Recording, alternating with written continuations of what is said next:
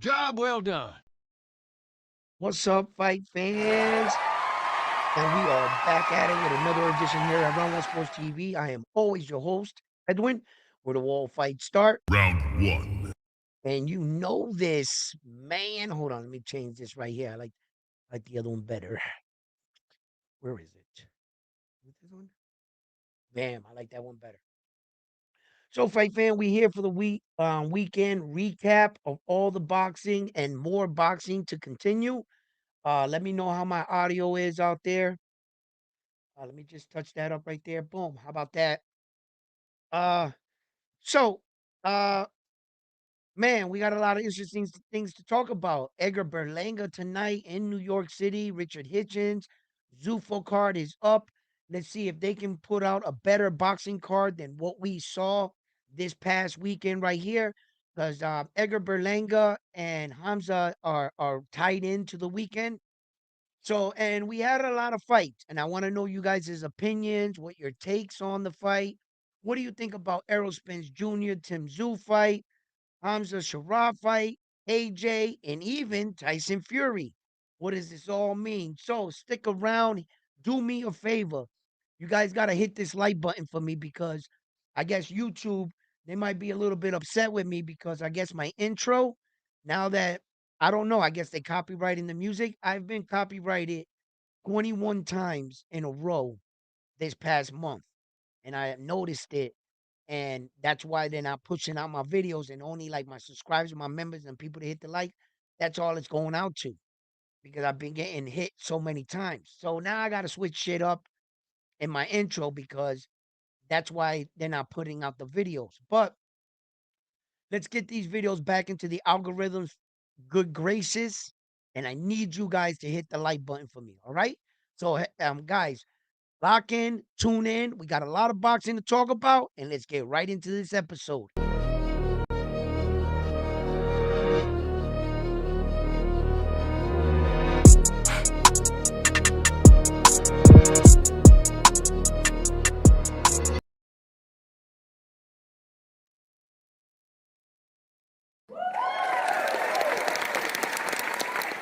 Well, listen, it's going to be a lot of soul, slow singing, flower bringing. You know what I'm saying? Listen, gonna be a lot of people with a lot of excuses today. There's gonna be a lot of things you're gonna hear on this show today.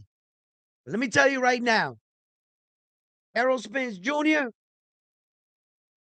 yeah, you might want to call it quits. Just hang it up, man. You know, when I look at Errol Spence Jr.'s situation in boxing, uh, this is one of the worst case scenarios. The last case, the worst of the worst, him getting knocked out or stopped by Tim Tszyu, that would have been the worst. But this is just underneath that. When it comes to your legacy, Errol Spence Jr., what you build, everything, right? Fighter tells themselves they don't want to go out on loss. They want to go out on a high note to remind the world of who they once was. And in pursuit of doing so, you can end up here, Errol Spence Jr.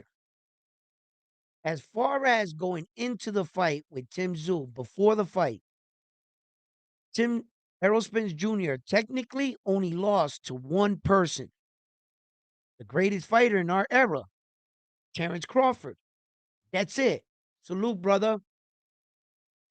And Errol Spence Jr. could have ridden off into the sunset, ended his career, and said, yeah, I only lost to one man. That man was undefeated, a three-divisional, um, undisputed world champion. But now he went in the ring with Tim Tszyu, and you lose to Tim Tszyu.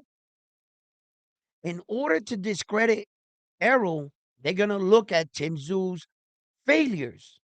They're going to look at the fights that Tim Tszyu lost, and they're going to use that and Errol's performance to say, you know what? In fact, Errol wasn't really that good. That is exactly what's going to end up happening on these boxing streets.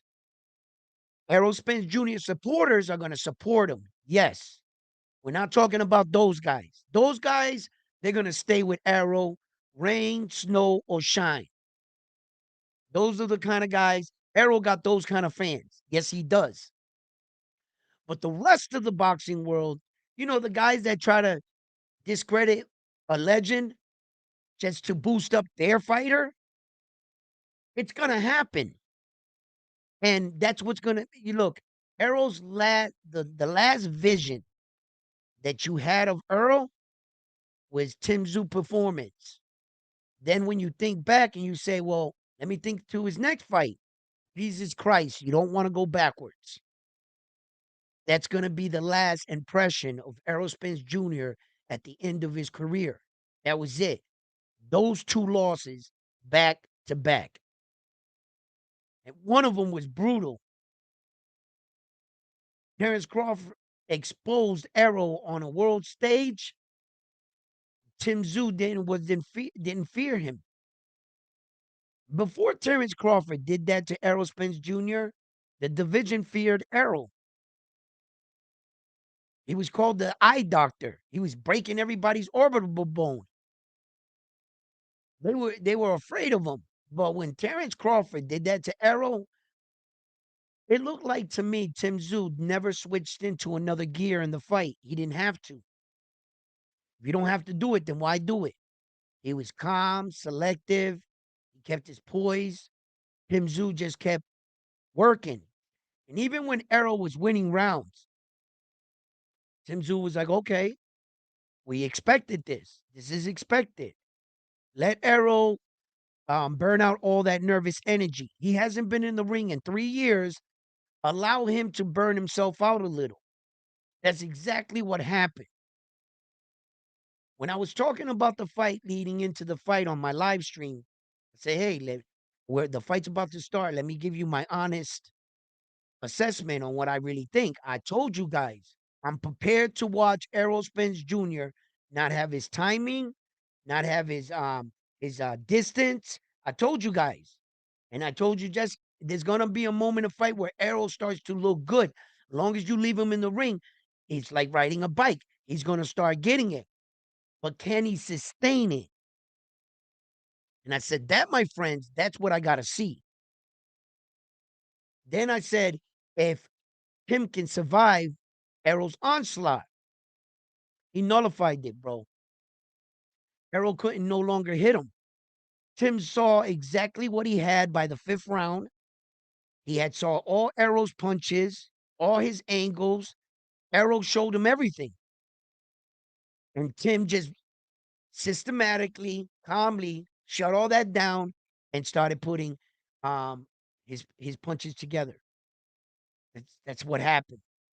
I think Tszyu, he would have tried to stop Errol if he could.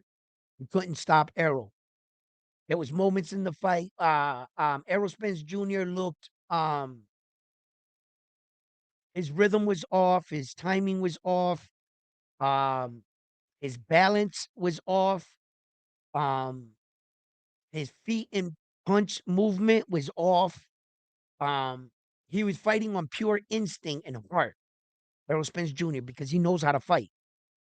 Um, he was making Tim Tszyu miss a lot too.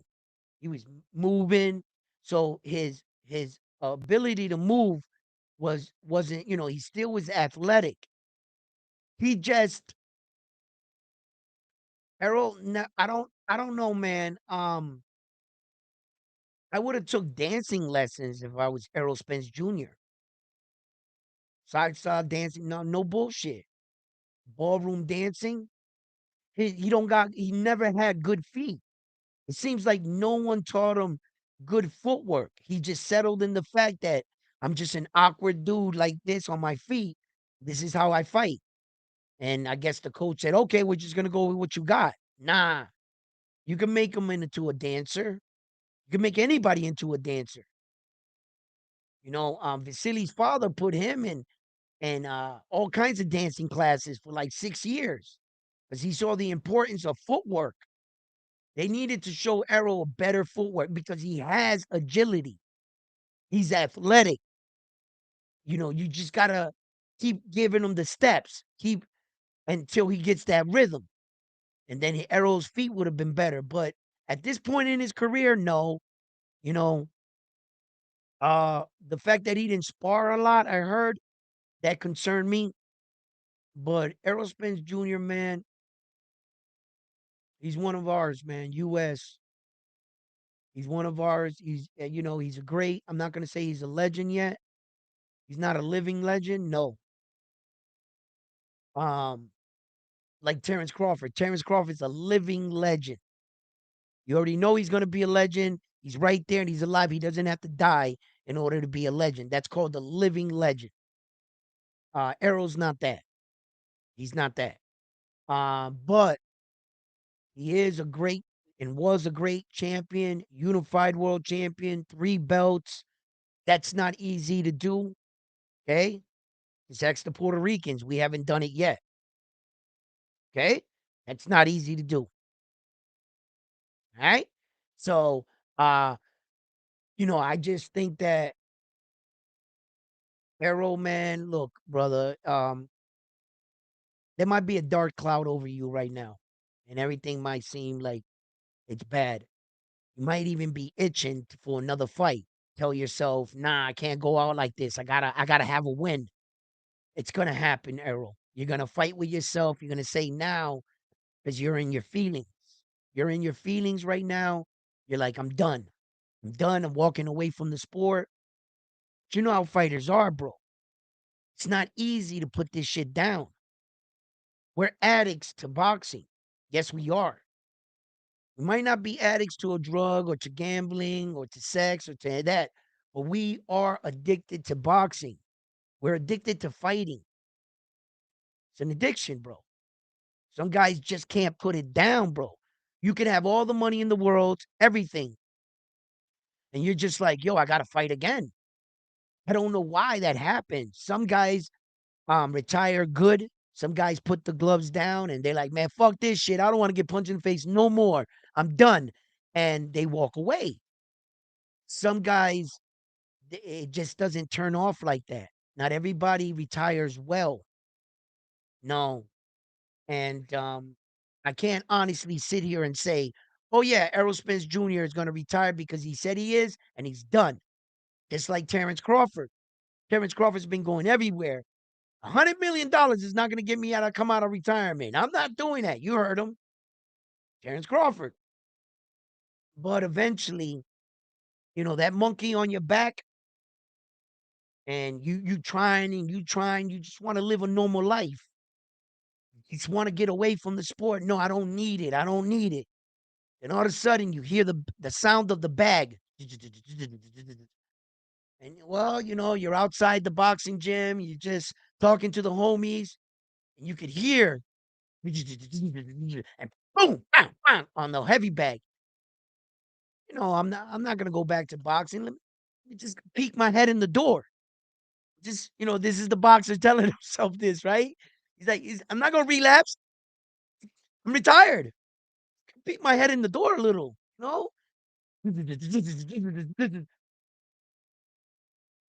and you smell that gym funk, you know, that smell in the beginning you didn't like, and it's an old familiar smell, and you're like, fuck, right? Well, now that I'm here, I already took a look inside. Why don't I just take a step and see what's that gonna hurt? I'm just gonna be in the gym.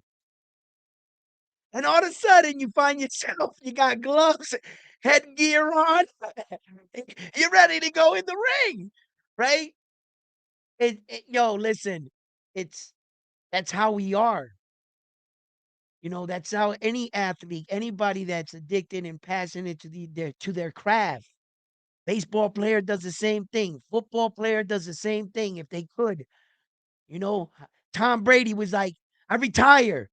Yo, that motherfucker had the monkey on his back so heavy that he announced his retirement 30 days later. I'm back.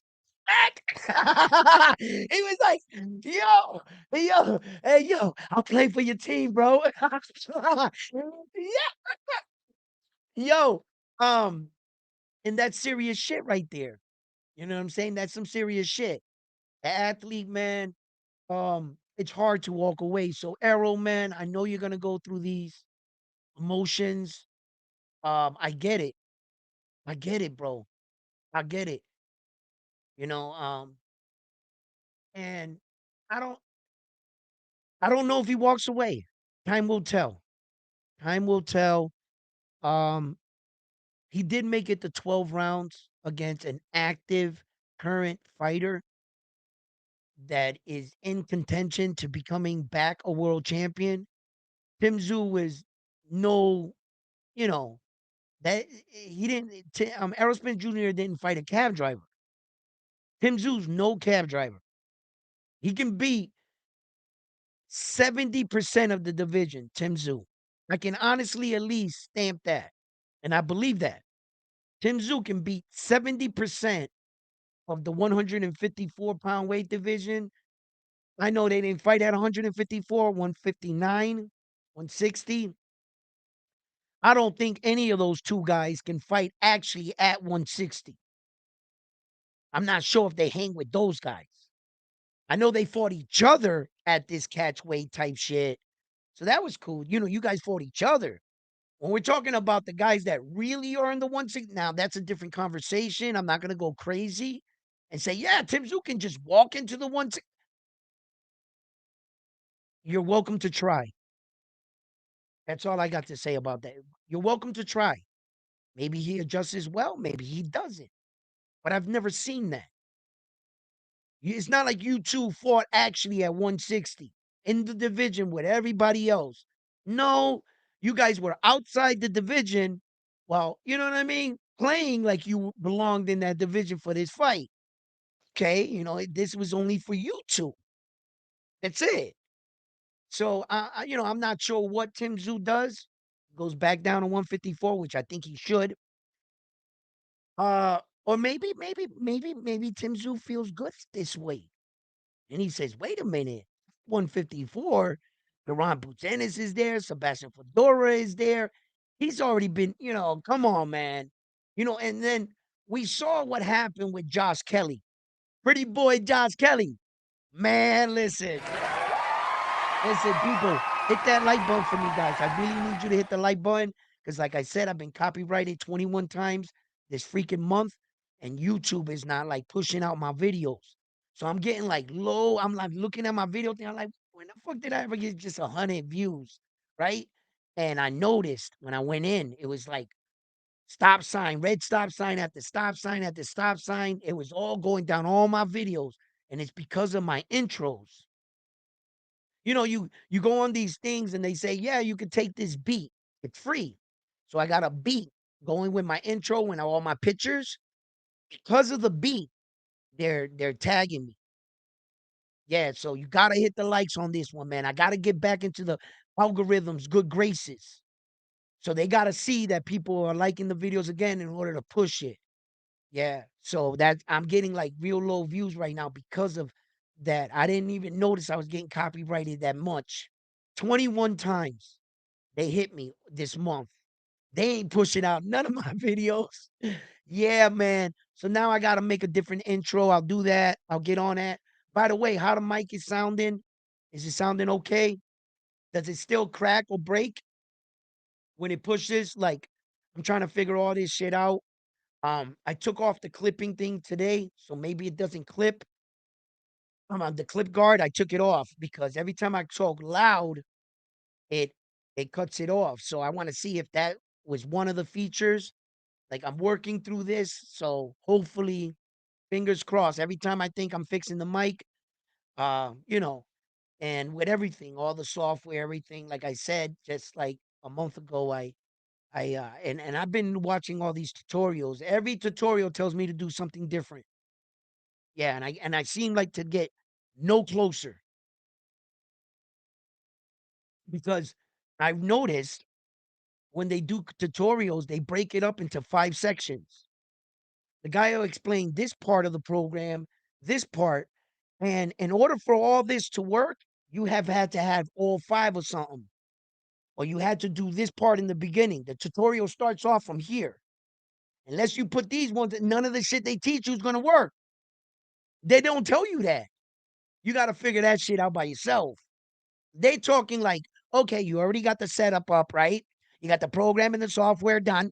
Okay. Now we're going to go from here. And I never did any of that. And when they're giving me these features to work, I'm wondering why the shit they're telling me to do is not working. Then I come to find out I had to do this first. That's how that shit be getting me. Yeah.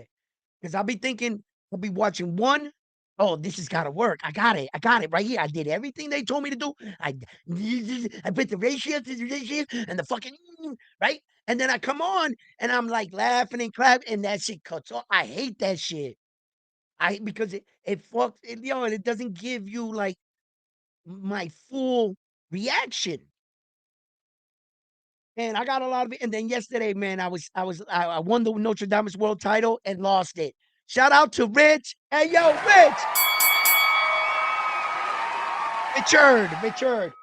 Richard is the new Notre Dame's world champion. Know what I'm saying? He beat me for the belt last night. He beat me for the belt. But you know what I'm saying? Look, you see what kind of champion I am. I signed the contract. I didn't shy away. When people win the belt, they don't want to, put it up. But Richard, shout out to you. Yo, listen, if you guys want to win fights, you might as well get in contact with Richard because obviously he knows how to call these fights. Look at that. Richard is the Notre Thomas world champion here at Round One Sports Talk. Hey, yo, Richard, I want that shot at the title tonight with the Berlanga card. Put the belt on the line. Don't run from the smoke. Richard, sign the contract, Richard. Richard, sign the contract, bro. Hey, yo. Hey, yo. There it is. There it is, Richard. He came in, he called the fight right. He took the belt. I'm a little upset. I'm running out of glasses right now. Disguises because Richard then took my swag. You know what I mean? He done came in and took my belt. I don't like that shit. Hey, yo, Richard, listen, let me tell you something. You know what I mean? I got the stunners on now. All right? The 12.95 fake lookalike Tony Stark billionaire glasses. They're plastic, but hey, listen, Richard, I'm in your head, Richard. All right? You're going down, bro. Give me my goddamn belt back. Back to the show. Yo, yo, listen, I got to get my belt back. Nah, you know what I'm saying? People said I lost my mind. I got all bougie with it and shit. Got a haircut, a mustache and shit, and a robe. I disagree. I think that's just champion life. That's it. That's pro life. You know what I'm saying? So I need a taste of the champion life today. Edgar Berlinga's gonna be fighting. We're gonna have to put that Notre Dame's world title to the test. That's it. Here at Round One. Come on, guys.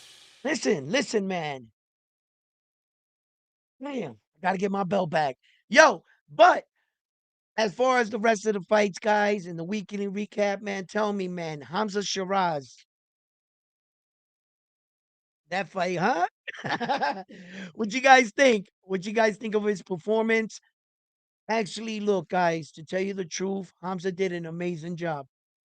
He did an amazing job. He didn't give that dude any opportunity to steal the night. That guy was really durable. He's a bit more, he understood more about fighting. He stood within himself. Sometimes young fighters can see the fight slipping away and they'll start doing things they shouldn't be doing. That guy, man, win, lose, or draw, you can tell he stayed within himself. Hamza was trying to crack that and get him to overextend, and Hamza was fighting a very intelligent fight.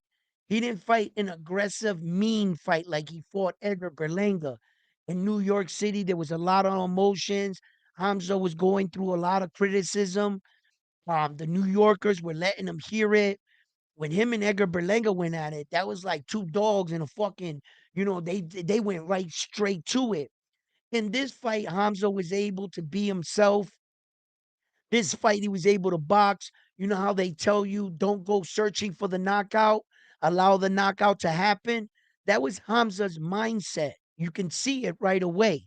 He wasn't looking for the knockout, he wasn't going in there, but he needed to know that he had to put on a show there in Egypt. He's their guy. That them dudes came there to watch you fight, Hamza. You know, they didn't really go there to watch no fucking like AJ or anything like that. They really went there for you, my man. You know what I'm saying? Like on the low.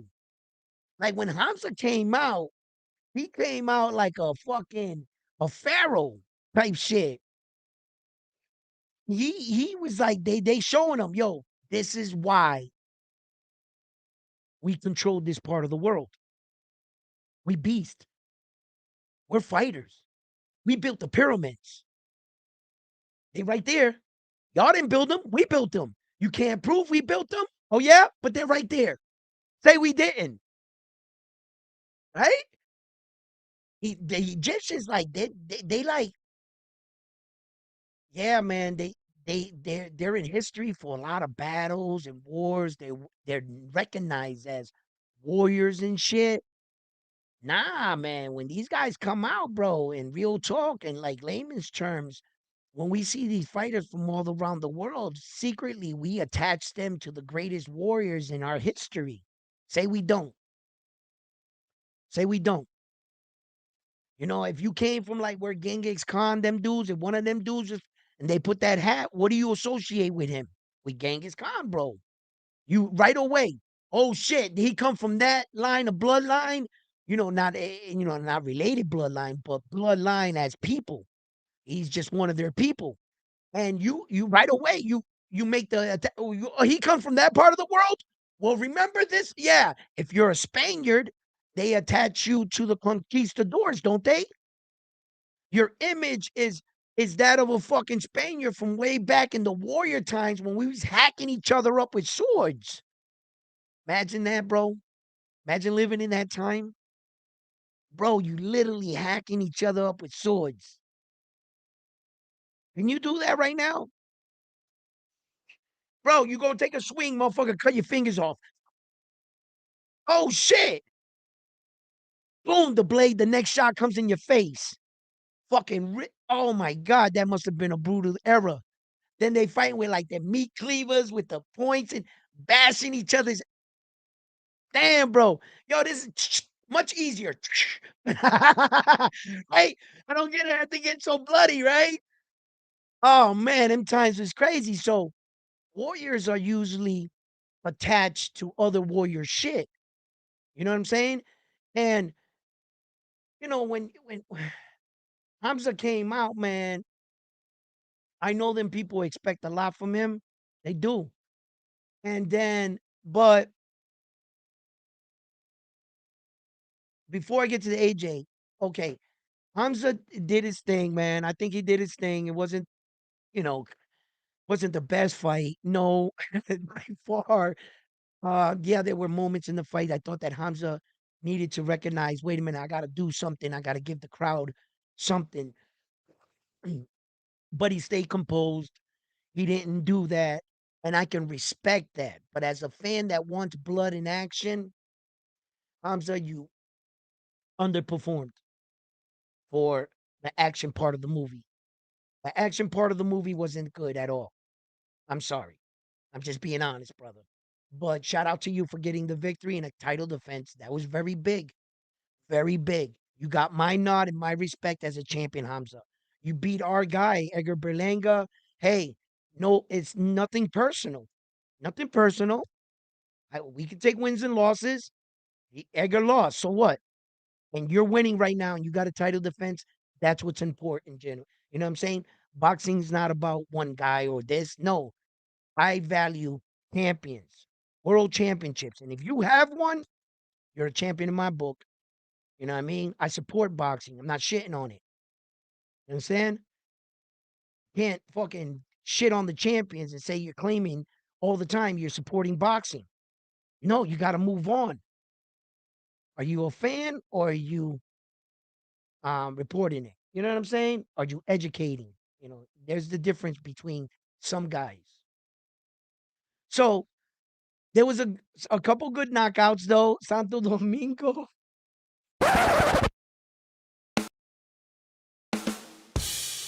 all down bad. There's a lot of countries that are down bad. We went up against, in particular, USA, Scooter, USA down bad, man. Mexico down bad. Uh, there's a lot of guys that went down.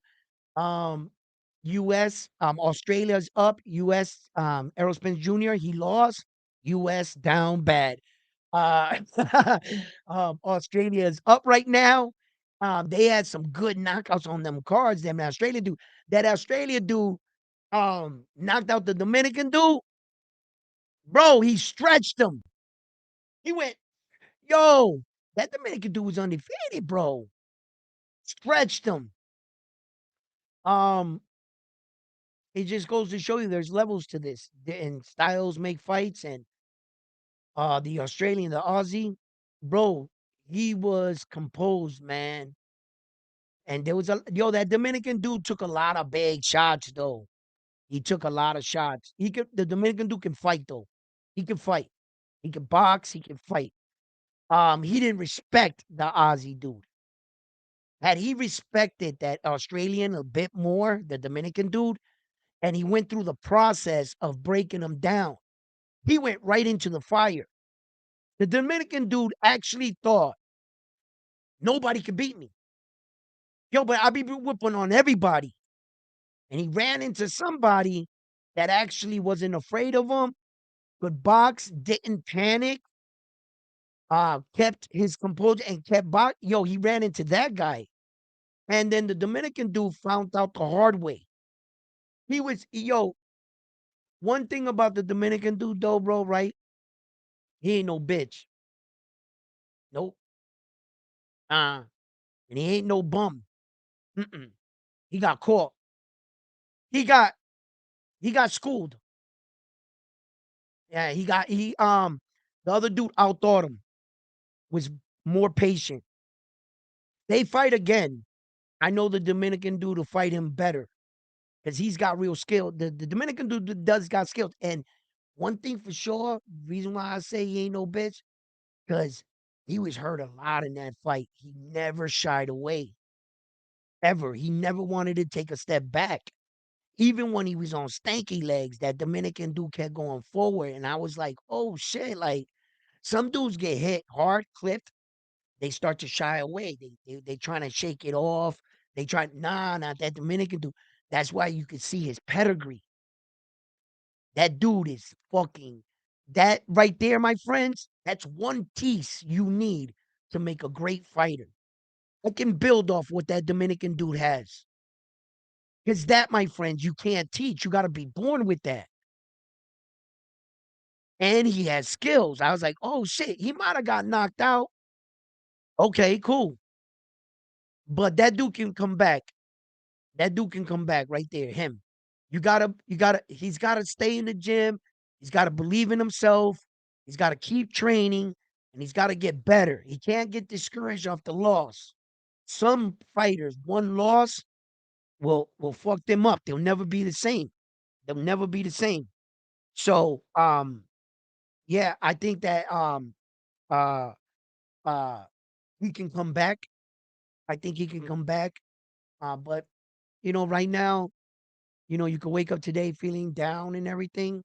But shout out to Santo Domingo, Dominican Republic, you guys always get up there, man. You just gotta get over that hump, my brothers, my Dominican cousins, my Latin cousins, man. You guys just gotta get over that hump, bro, man. I can't wait for you guys to have your era and your moment.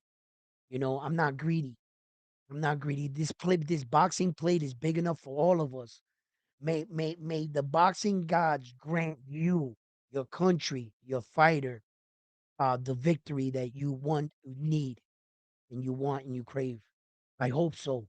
This boxing plate is big enough for all. I don't always want to be the best. I don't sit here and say, man, fuck everybody else. I just me, my country, my flag. No, no, man. Santo Domingo, bro. Yo, Dominican, yo, I hope you guys get those fighters and those champions, man, and you guys have your moment, you know? I wouldn't mind seeing you guys on top. I'm not a hateful dude. Listen, we haven't even gotten 3 belts and I want to see that shit, but I wouldn't mind seeing you guys get a few fighters with 1 or 2 belts. Shit, even beat us to 3 belts. How about that? How about that?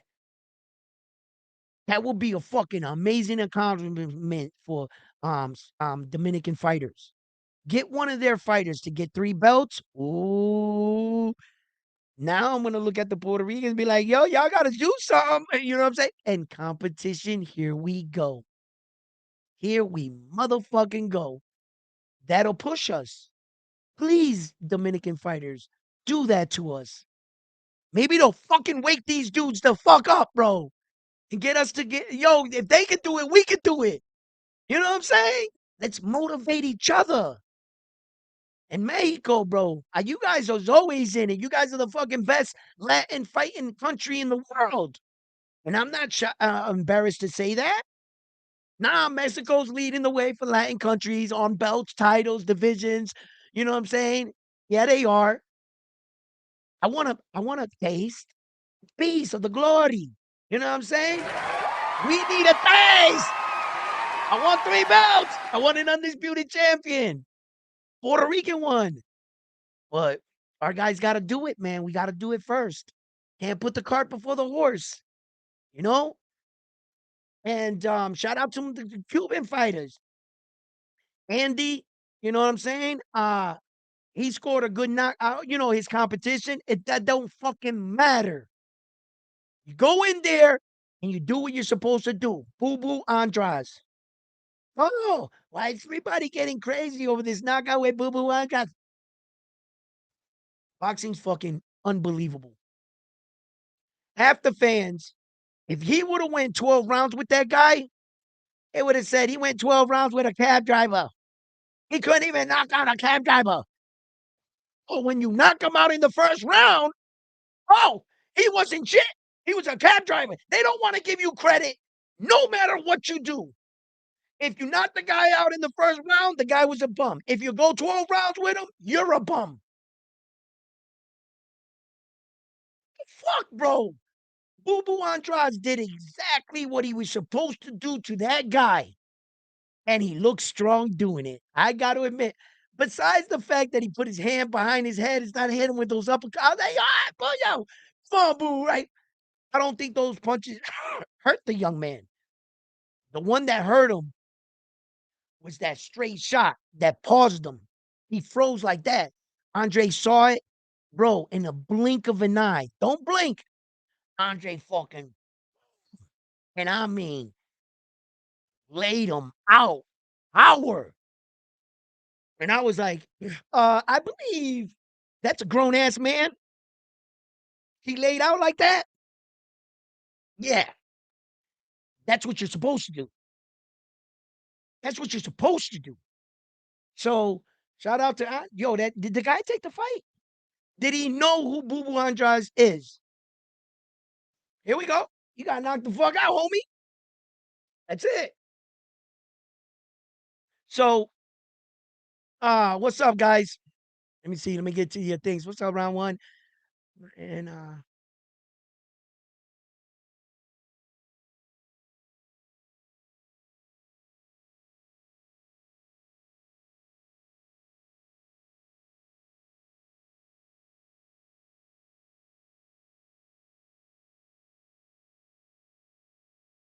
yeah, I mean Mulan, whatever. But you guys know the gist of what I mean when we attach like our warriors to them.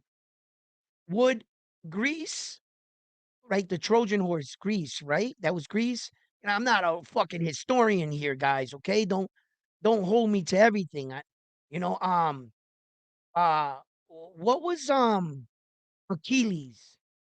Not Hercules, Achilles, the one that got his Achilles. Well, we know Achilles tendon. They cut him by the they he got that cut on his leg, and he went down in history as Achilles. And like his name didn't even ring through the centuries as his warrior name. His name got attached to him by what defeated him. You understand type shit? So when you like look out through history and you look up these Genghis Khan type motherfuckers and warriors and shit like that did real shit, like that French dude. What was that French swordsman? He was like a remarkable swordsman. He was from France. And not bro, I'm talking like he looked like dressed up like Dracula type shit. Like, you know how the French had all them ruffles and shit and them hats with the big feathers? They were like kind of like smooth type dudes too. Three musketeer type motherfuckers, like them Spaniards, Zorro, those kind of dudes. There was this dude in history. He was like, man, nice, bro. He like killed mad people and shit. Like I watch these sometimes these tutorials and shit on like great men, like combat dudes like that throughout the histories, like Japan, like there's this one samurai dude. He outsmarted like all of them on the battlefield, bro. He beat the shit out of all of them. And when you and I'm pretty sure when they Inoue fights, people make references to great samurai warriors. I bet. I don't know what their names are, and I don't know who they are. I don't know their history like that. I apologize. I'm not fucking historically correct, but I know they attach you to those kind of dudes, bro. They say like if you're the best in basketball in America, if you're becoming the best, they say like you're like a Michael Jordan, right? They'll refer you to the great. And in warrior status, that's what they do. And that's all I was saying. Like, don't try to hold me to no, this guy's from this. Okay, fine. Maybe he's from here, or whatever, but I was just making a reference that they look at you like that in history. Yeah, they do. So yeah, Warriors fight with their first round. Warriors fight with round one. Hey Edwin, what time is Berlanga fight tonight? Berlanga's fight tonight. All right, let me check out the main event time and the prelim time. Just in case anybody wants to actually catch the prelims. I'm probably not gonna catch the prelims. So if I told you my time, I don't want to say, hey, this is the time it starts because this is the time I'm gonna start watching like the main card. And then you'd be like, man, I never got to see the pre round one told me the whole thing starts now. So I thought of that right now. So let me look up Zuffa, right? Because it would be fair fight cards. Okay, here we go. Zuffa fight cards, June. What?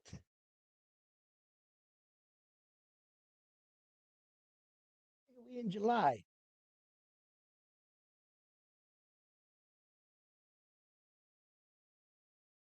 Yeah, that's a long time ago.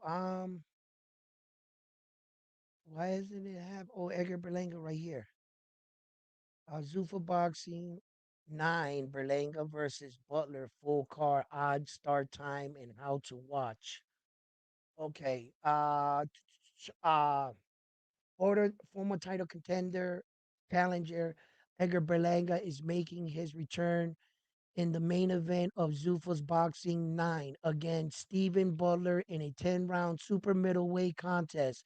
In the co-main event, the IBF super lightweight champion Richard Hitchens is moving up to welterweight division to take on Ricardo Salas.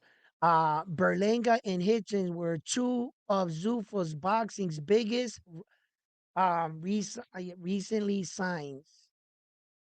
Yeah, wait a minute. That's not telling me the time. How to watch.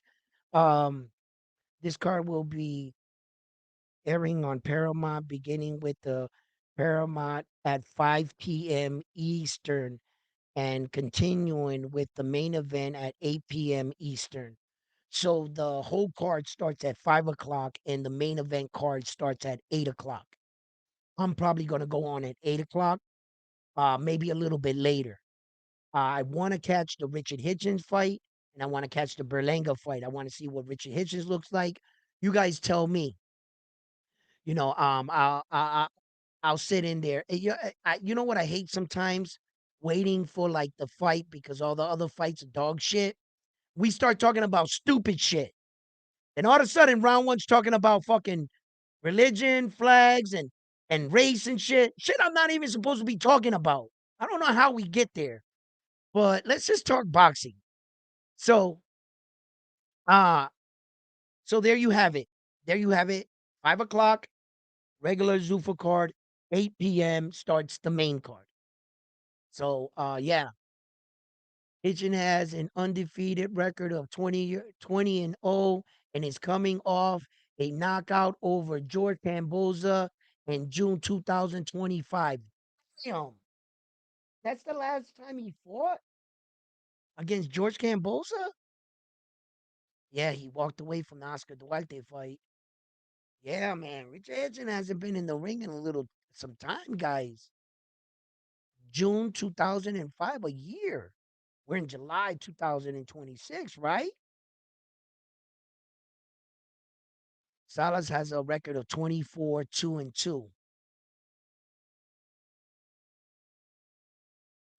He's on a 10 fight unbeaten streak. Salah. He's on a 10 fight unbeaten streak going into the Richard Hitchens fight. Yeah, man. Yep. Butler's record stands at 38 5 and 1 with 32 wins by knockout. He's either getting knocked out or knocking someone out. He's like I described to you.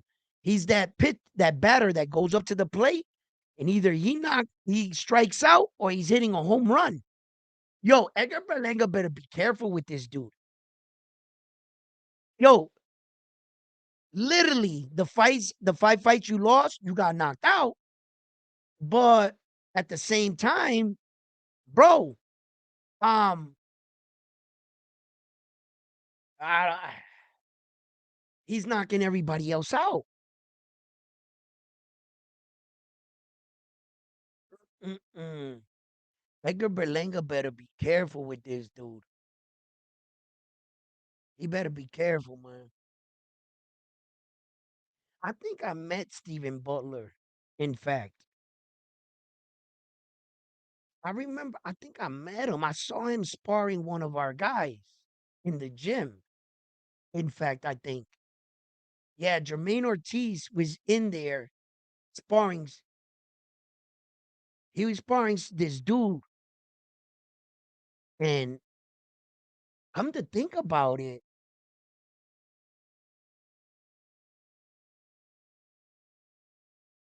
was that him on the ropes that day?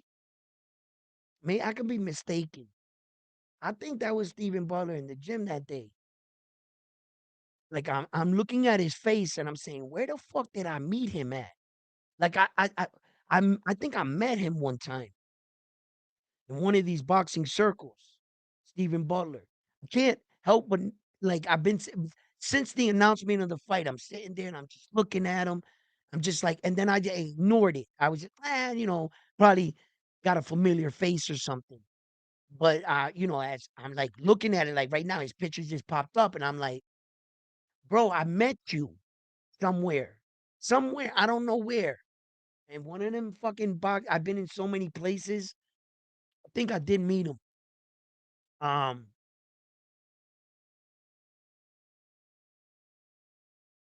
So right now, if you guys want to know a little bit on the odds to the fights, if you guys are into gambling, you guys, excuse me because I don't promote it. The odds and shit like that because I don't want to be responsible for somebody saying, "Yo, round one, you said this and I lost my fucking house." No, don't put that shit on me. I didn't tell you to gamble. Now, I watch fights to watch fights, but I don't do that. But just in case, this is a boxing channel. And there are people that want to know the odds. I'm not telling you to do this. Just do what you're a grown man, right? Okay. So for the middleweight bout for Edgar Berlanga, he's coming in a minus 375. Edgar Berlanga is a minus 375. Stephen Butler's coming into the fight a plus 275. So you know, you could go either way. you know, uh, so you're gonna have to put 375 to win 100. So and then Richard Hitchens is a minus 800. Richard Hitchens is a minus 800, and Ricardo Salas, he's a plus 500. So Richard Hitchens is a minus 800, and Ricardo Salas is a plus 500. Then Jaleel Hackett is a minus 185. I want to see Jaleel Hackett fight. He's Jaleel Hackett is a minus 185, and his opponent, he's a plus 145. I can't say his opponent's name. I'm gonna mess that up. It looks like Vasily Lomachenko and Dante Wilder and somebody else had a baby, and they gave this guy a last name. I swear to God, I can't say that last name for nothing. The prelims, if you guys want to check the rest of those odds or whatever, um, that Keyshawn Davis is not Keyshawn Davis like Keyshawn Davis. That's Keyshawn Davis. He's a heavyweight. He's not. I don't. He's not related to the brothers or nothing. I don't think that. So I know if you'll see the name there, you'll be like, "Oh, fuck is that?" No, that's a heavyweight dude. I'm just letting you know. All right. Yeah. So, like I said, take it for what it's worth. The Zuffa card's going to be jumping off 5:30, 5 p.m. Prelim cards, 8 p.m. the main event. I hope that clears some things up for you guys. If you guys are going to put some money on it, there are a few of the odds that I kicked off. You can find the rest of the odds on your favorite gambling website. I don't know what that is, but have at it, guys. You know what I'm saying? Round one, I'm putting my house on.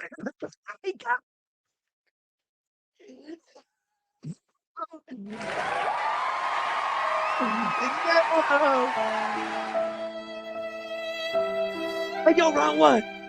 Berlega got knocked the fuck out. Lost my house. I live in an alley in a cardboard box because of you. Yo, nah, hell no, I ain't taking that, bro. Hey, yo. Hey, listen. You met him round one?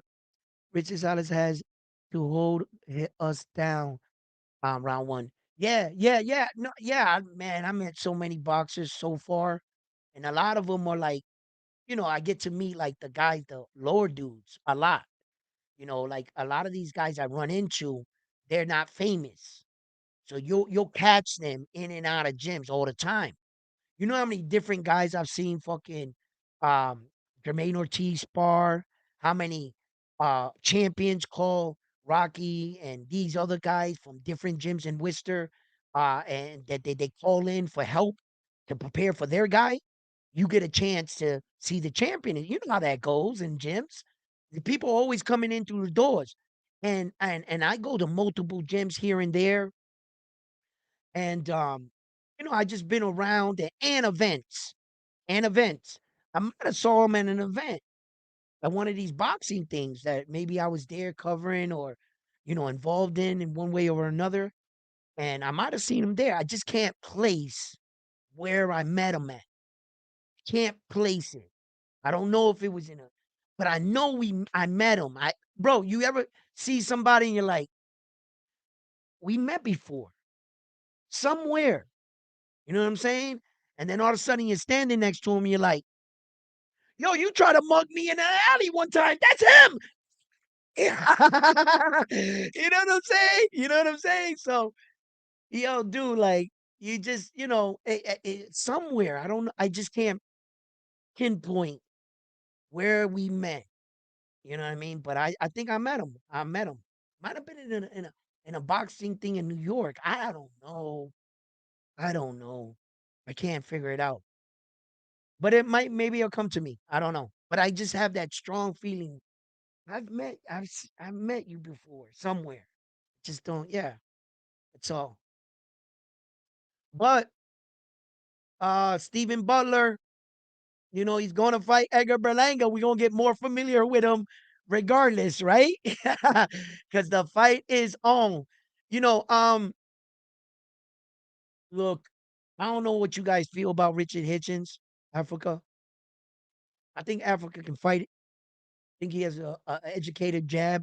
He tries to live behind it.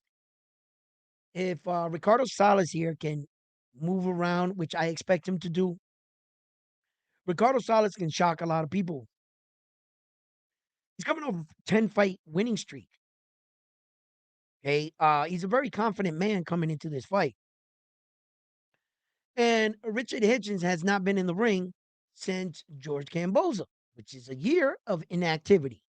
Okay. So, you got to add all of these things to the equation.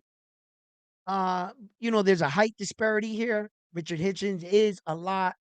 When the bottom of your head is hitting like the bottom of his chin type shit, yeah, you got a good height advantage. You got a reach advantage. So it's gonna be a tough assignment, but mission is not impossible for Ricardo. Shout out to Ricardo taking a good opportunity here and really trying to knock off Richard Hitchens off that high horse. Edgar Berlanga needs to win. I don't see no scenario. You're back in that place, Edgar. You're back in that. You got a taste of humble pie. You got knocked the fuck out. Hey? And all of a sudden, you're in interviews with no jury. You're like giving us and sending us the message that you're all business once again. So for media, I understood it. You come out with the one chain because it's your image. That's what that New York image, that New York Movado, is part of your package. Who you are selling your market as a fighter, Edgar Berlanga, right? So I understood it. But he's trying to show us he means business. I got to admit, he looked a lot better. And like frontline, my co-host, he kept saying, "Yo, Ed, he looks nah, bro. He just looks thinner, but he definitely looks better in shape." I think we are going to see the most dangerous version of Edgar Berlanga we have ever seen. I think he's going to knock this guy out in such a way that he's going to start calling out the top guys again. If he can do this for me, if, in a good world, I would want Jaime Munguia. There's history there between him and Jaime. Jaime beat him to the belt. Jaime got the approval of Saul. Mexican Puerto Rico rivalry. We back at it again. Beautiful. Beautiful. You know what I'm saying? Shout out to Mexico and Mexican fighters. Jaime Munguia, world champion. You got what we want. So Edgar Berlanga is going to have to prove himself. You know, I'm not sold, convinced, on Edgar Berlanga being that guy for Puerto Rico. I'm not there yet with him. I give him my support. Yo, Edgar, good luck, brother. Just because I'm not a fan of you, doesn't mean I don't have to, I have to disrespect you. I can show you respect still. Edgar Berlanga, do your motherfucking thing. It's your night, your time to shine. Go, show me what you got. Show me your work. Show me what you got. And I'll get back to you. But sometimes it's tough defending your favorite fighter and you come and see them the next time they fight, and they look like shit, and you see that the lamplight, the money took a bite out of his ass, right? And you're like, man, and it's hard to support these guys when they're doing this bullshit. Not every fighter is Tank Davis. Everybody gets criticized, and they quickly go to Tank. But Tank's doing it. Yeah, but you're not Tank Davis. He can do that. His star status can survive that, not yours. And these guys need to stay in their lane. Stay in your motherfucking lane, bro. You are not. And they start talking themselves up like they're on the same measuring stick, like they're equal. You are not Tank. You cannot do what Tank does, and then turn around and use him as an example for you or the other fight. You can't do that. They don't got the same value. So when these guys got to stay active, they got to stay fighting. They got to, look, come on, Ricardo, pack Africa the fuck up, bro. Fuck it, I said it. Pack that sucker up. He ain't, he ain't even representing the U.S. like that anyway. You know what I'm saying? He's just representing New York. He not representing the American flag like that. No, Americans don't run away from fucking fights. No, we make weight and we go in and fight. American fighters, they're the toughest. Yeah, I said it. Mm-hmm. Mm-hmm. And you guys should say you guys are the toughest right after I said that. Mm-hmm. Because that's what we're all supposed to think. Ain't nothing wrong with it, right? America, nah, bro. We brashy, cocky, arrogant. We talk shit. We're in the building whenever we're in a different country. You can look at us and that fucking Americans. There they are again. You know it. Canadians fucking hate us. And yo, right? And it's all good. It's all love. I don't care, right? And it's like, nah, Richard Hitchens. What you did, that's some shit, bro. You you left my man You left my man at the scale? You went and made both weights and then bitched up on it. Nah, bro, you ain't representing US right. We dogs. We Tank Davises of the world. We Tyson, we fucking Terrence Crawfords around here. Come on, Abdullah Masons, Xander Zayez's of the world, Jerron Boots Ennis, American boxing. Fuck out of here. We ain't running from nothing. You ain't representing us real good, Richard. Nah. Yo, Ricardo, pack him up. Get him out of here, Ricardo. Get him out of here. Yo, nah, Africa, you gotta do something, bro. Africa, you've been calling out all these dudes, bro. Unfortunately, Africa, you put yourself in this situation, not I. Not I. I gotta hold you to what you said. I was like, oh shit, Africa calling out all these dudes. Oh, he gonna get in. These dudes gonna get in now. The fuck did you do? You ran to nah, bro. Nah, you ain't representing us right. Africa. I'm sorry, you ain't. Pack him up, Ricardo. Get him out of here. Nah, I'm good. I'm good with you, bro. I'm almost good with fucking Shakur punk ass, right? Like he got me pissed off, right? And I'm from North. We from the same city. And he Puerto Rican. Like I be getting pissed with Shakur, but I understand him. That Zulfa deal actually le conviene a Shakur, bro. And no fucking shit talking like bullshit. Shakur got a family to provide for. You got to sell your name for the highest dollar. That's the right thing to do. If Zulfa, Dana, them, they paying the most, and you had to sign away some of your, he didn't have it like that when it came to like selling merchandise and his name. No, you're gonna pay me that much to okay, I'm at work. Give me my check.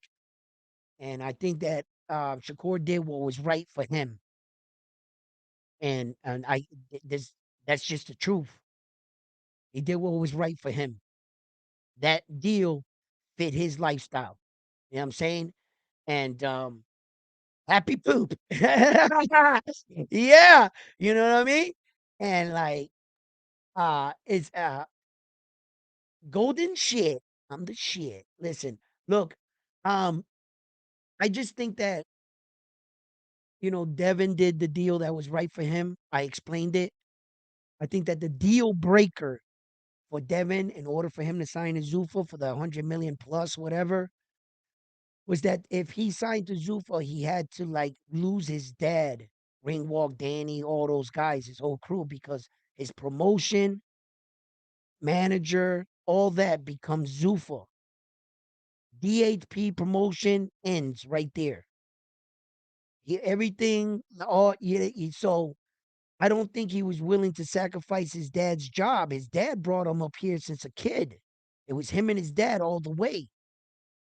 The minute you sign to Zuffa, there's no more Bill Haney. It's Dana White now. Bill Haney's job goes to Dana White now. And I think that was the deal breaker. Devin has brought his father everywhere he went. And Devin's father brought his son everywhere he went. Whenever Devin's father was in a room, don't close the door, let my son in. When they wanted to talk to Devin Haney in rooms up there, wait, my father's not here. Let my father in. They're a team.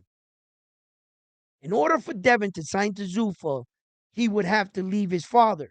Not leave his father in the sense father and son relationship break up. His father will always be there with Devin, of course, but leave his father in the sense what job title would his father have? All promoting from there on in, Dana White would control. He'd tell Devin, I need you to be here at this interview at this time. I need you to be sitting in the front row at this UFC event. I need you to be here at this boxing event. I need you to wear this. I need you to say this. I need you to go on this podcast. That's what Zuffa would do to Devin. Bill Haney and Devin at that point could no longer do that. And I think, my friends, that was the deal breaker. It wasn't the amount of money. He didn't have to sign to Zuffa to get that money, that amount of money. The zone could have offered him less money, but freedom to continue DHP, and his father and his entourage will still be there. I'll take the zone deal. And that's how I viewed it.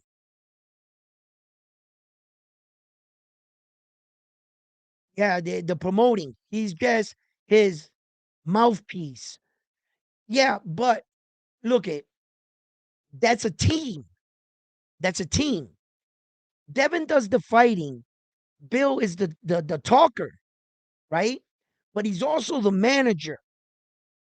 He's also Devin's manager, promoter, is Bill because DHP, Devin Haney's promotion. Who's the CEO of Devin Haney's promotion? Bill Haney. Bill Haney.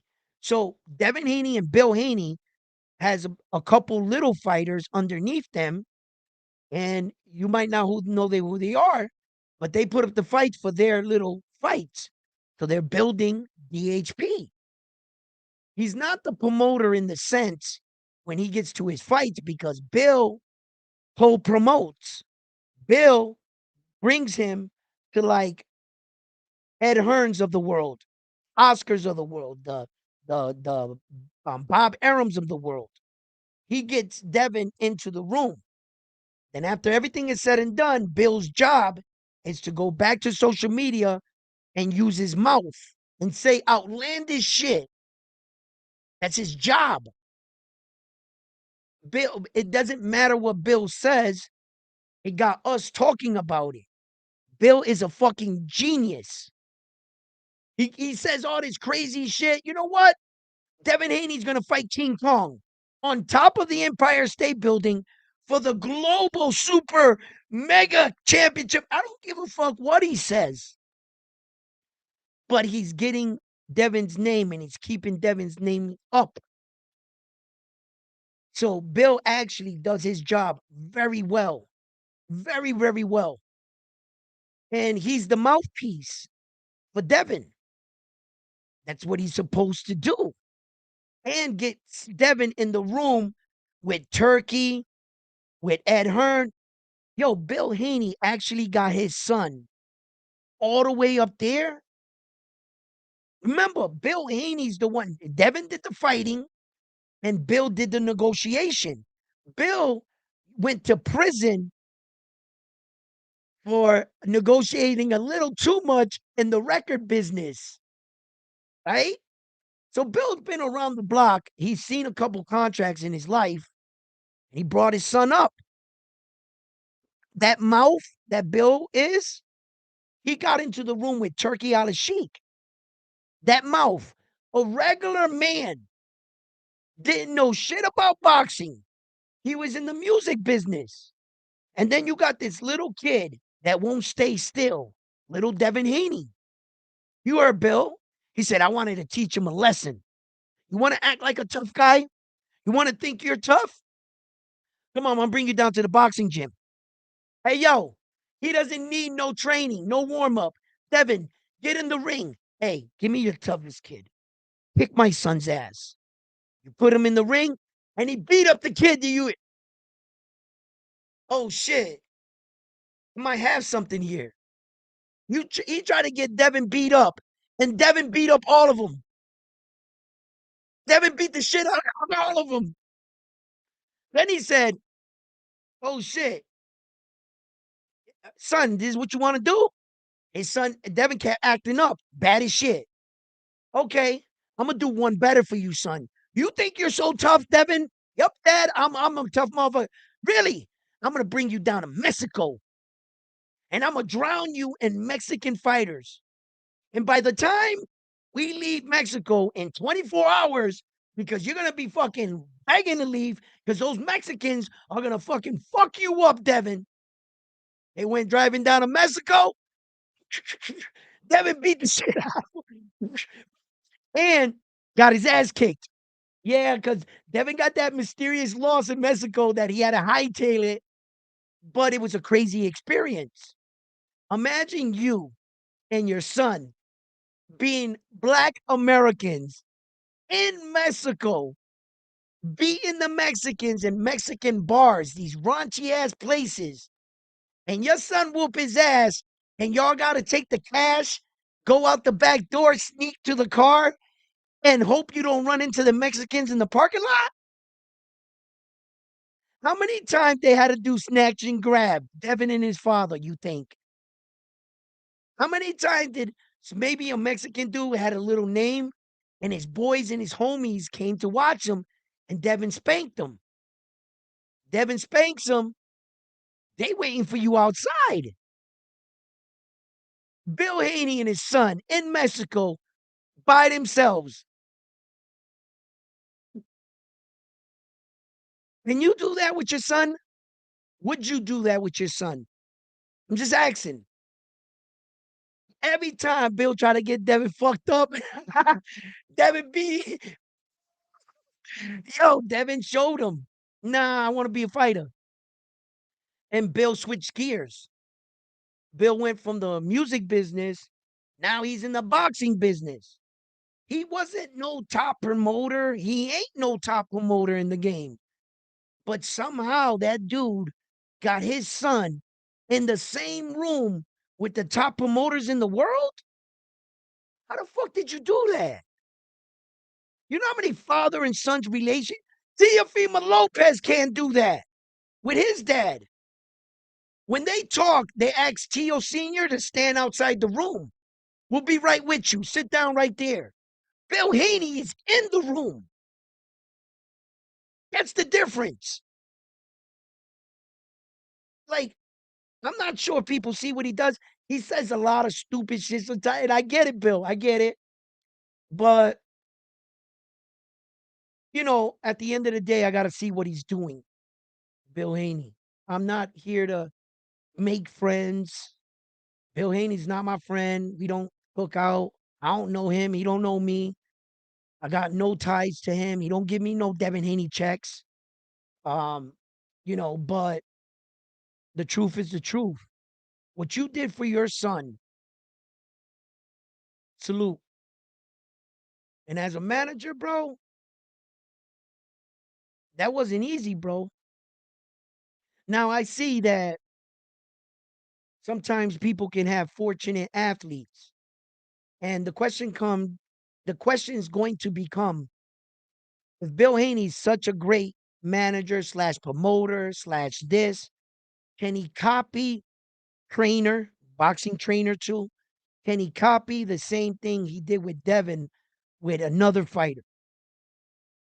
Can you have success with another fighter other than your son? Or was it your son was very talented and it was a bit more easier because he was going to be who he was? And that's the only question for Bill right now that a lot of people, like the higher ups in boxing, are saying, yeah, we acknowledge you, Bill. We see you.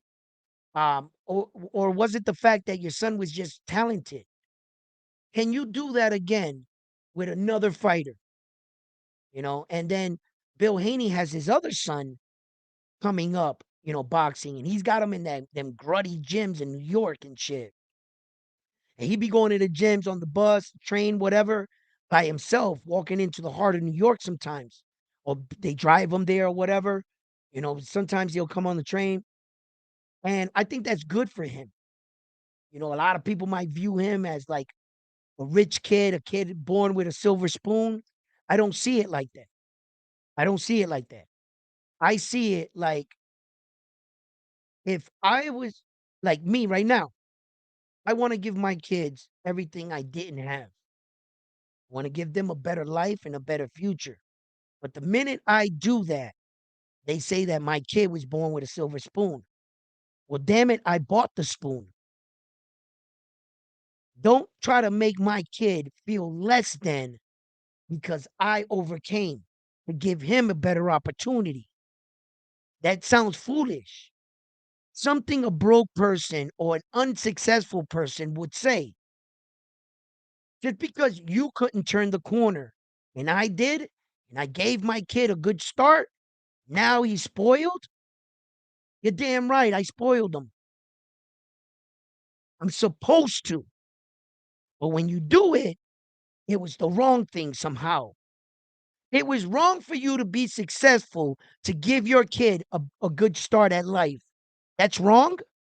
Society wants you to think that. These guys got shit so backwards that all they talk about is making it out of the hood and making a better life. The minute they make it, all they talk about is going back to the hood to show everybody what they got so they can get robbed.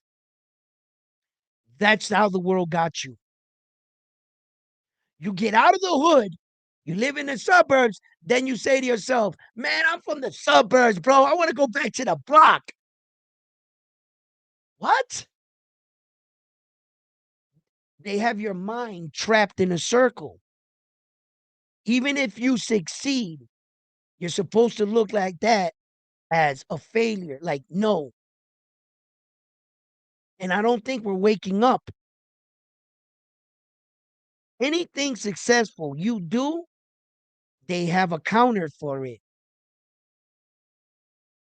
Yeah. Don't you notice that? You can't even be grateful for what you did for your kids.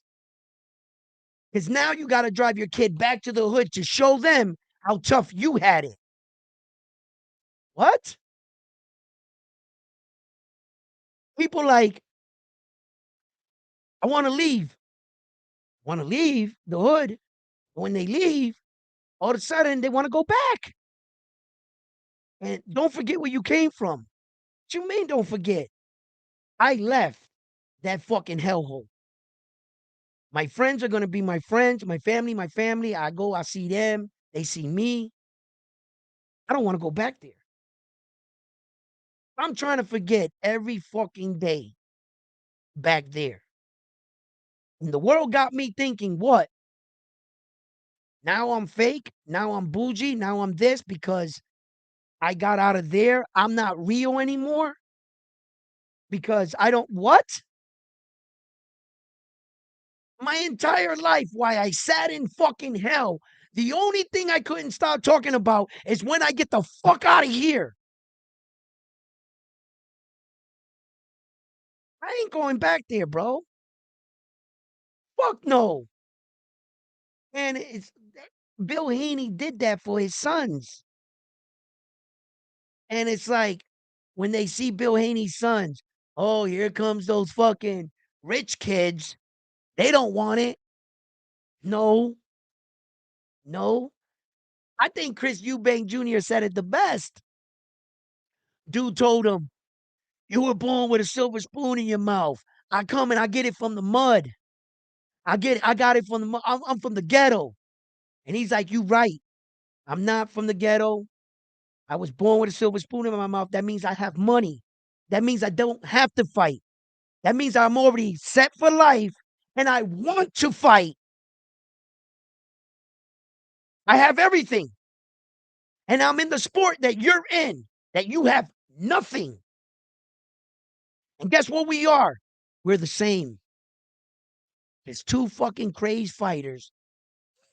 Cuckoo for Cocoa Puffs. Chris Eubank said it the best. Bro, I don't gotta fight. I'm rich. Well taken care of. But I fight because I want to. Other fighters' sons, they're well off. They fight, their dads did things. That's why the sons really never beat the fathers. They're too comfortable.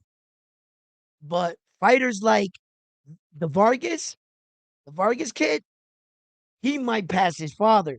And that's going to be a beautiful thing to see. And I hope his father's proud of that. Son, do better than me. When I made my sons, I looked at them when they were little and I said, I hope you guys are taller than me, stronger, faster, quicker. I just want the best, right? So, man, when we talk about some of these situations in life, man, like I don't view it like that. I think the world got us fucked up. They want us to hate on everything successful we did or we saw one of ours do it. At least one of us made it out this motherfucker. When I see my friends very successful and shit, I'm glad that they're exactly where they're at. Because I know where the fuck we came from. And I'm just like, man, thank God one of us made it. Most of us are dead, jail, or strung the fuck out. It's just the reality of it. And nah, bro, I'm not gonna ever let somebody downplay success in my face and get me to believe that that's bad what Bill's doing for those kids. Nah, bro. That's what you're supposed to do as a man. Give them boys a chance. They never had. Nah, bro. And that's how the world is, bro. And I really believe that shit. They got us fucked up. Nah. And it's not about whether I like Bill or I'm fucking talking for him highly. Nah. I'm just being honest about his situation. I might not secretly not even like the man. I don't give a fuck, but I'm not gonna talk bad about him when I don't have to. And he ain't did nothing, and he's doing the right thing. We could talk about that. I could talk about what his son's decisions. That's a different conversation. I will ask him the tough questions. I will, when we get to talking to boxing, I'm sorry, we got to talk boxing. And if I like you in this sense, that's okay, but I don't let that cloud my judgment on what we're talking about, but I will give you your credit for what it is. I'm not a hater, bro. Not a hater. I can be a little spiteful sometimes, you know. I can be real critical. I've been known to be real critical on fighters. Yes, I'm harsh on some fighters. Harder on some fighters, less than others, because I expect a lot. And if you ever hear me mess up somebody's name, that means I like you. Let's just keep it like that. Right? Hey, yo, hit that like button for me, guys. Reach down and hit them likes for me. Like I said, I've been getting copyrighted for a lot this month. I didn't realize it.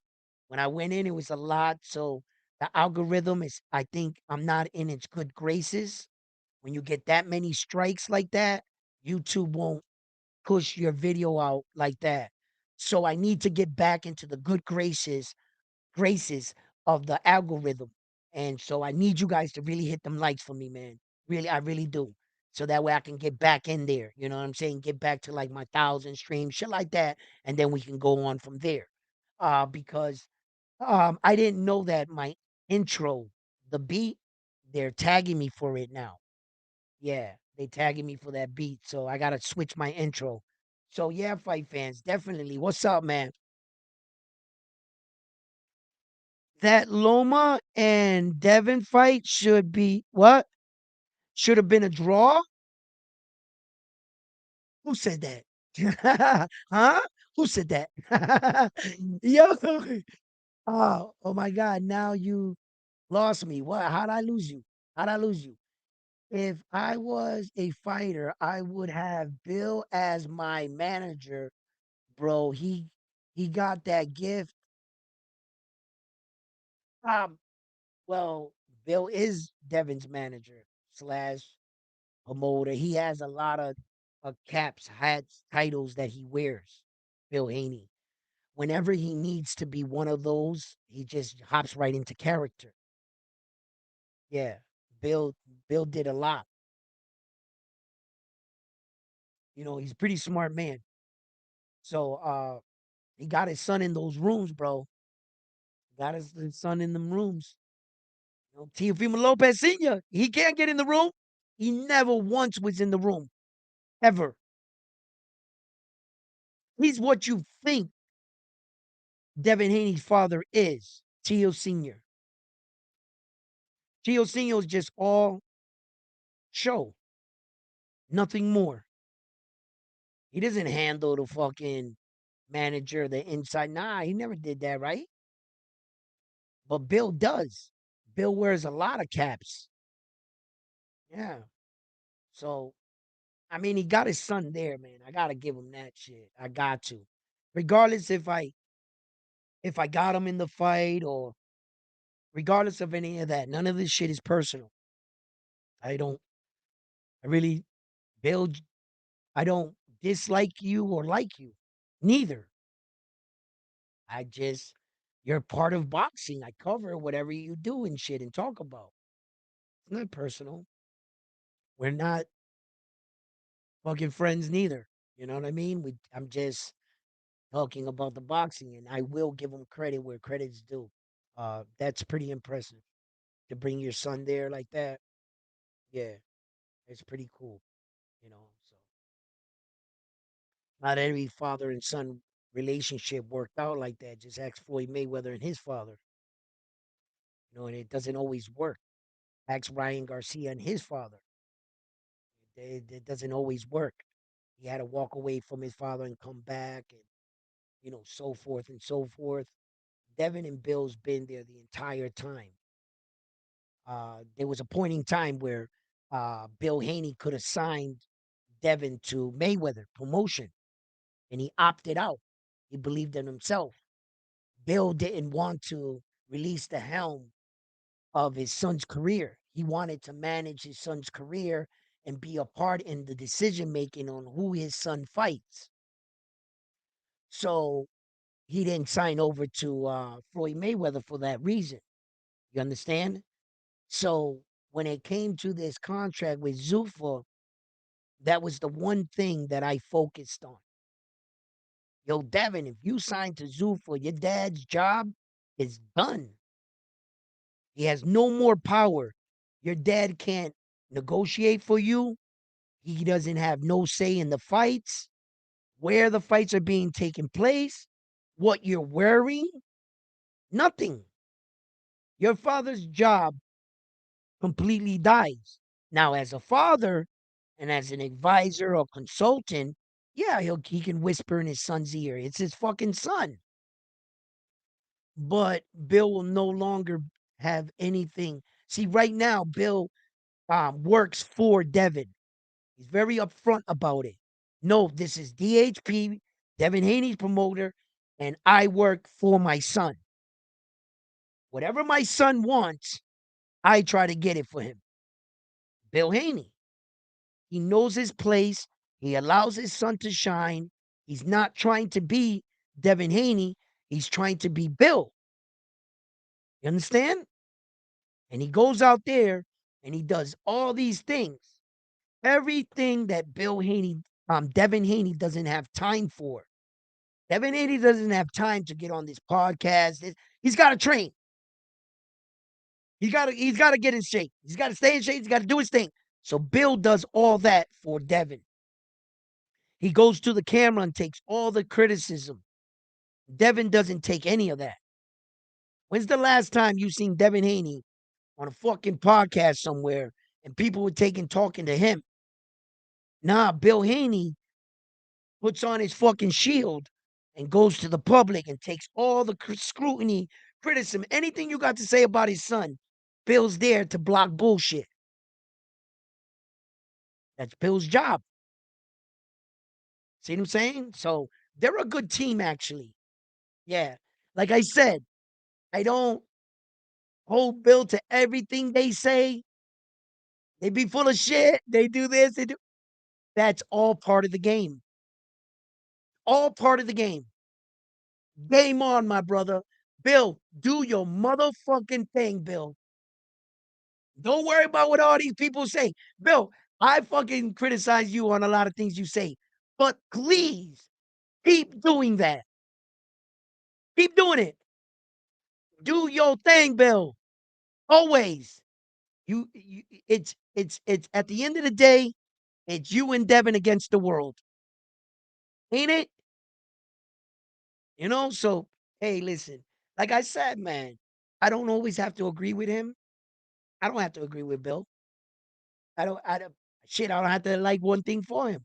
But I think he's fun. He's fun and he's good for the sport. I think his son is good for the sport. I think his son has a great name in the sport, you know? And I cover the sport. So I need those kind of guys around. You know what I mean?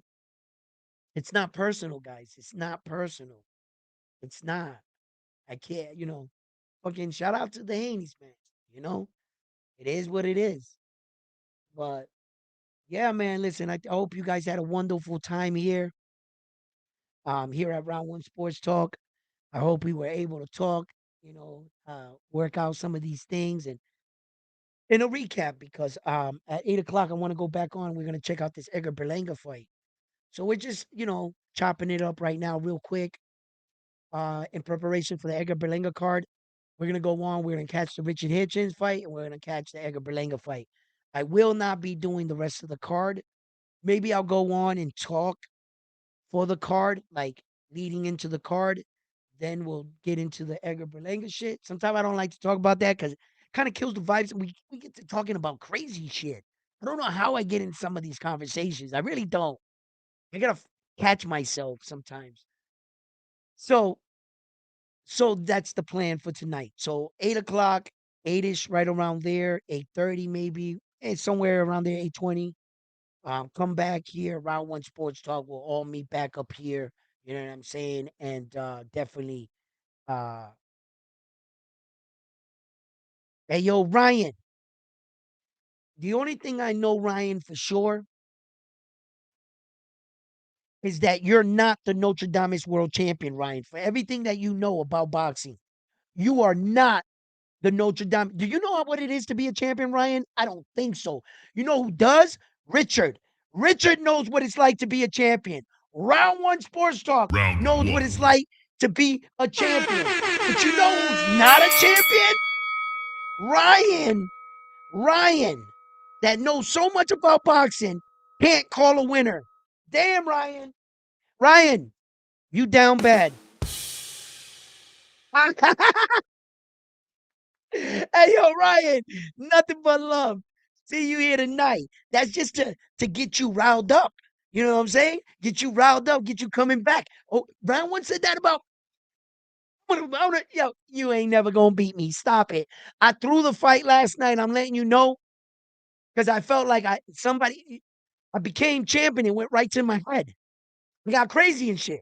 Lost my mind, right? So I felt in that moment it would be nice to allow someone else to win. So I secretly let Richard.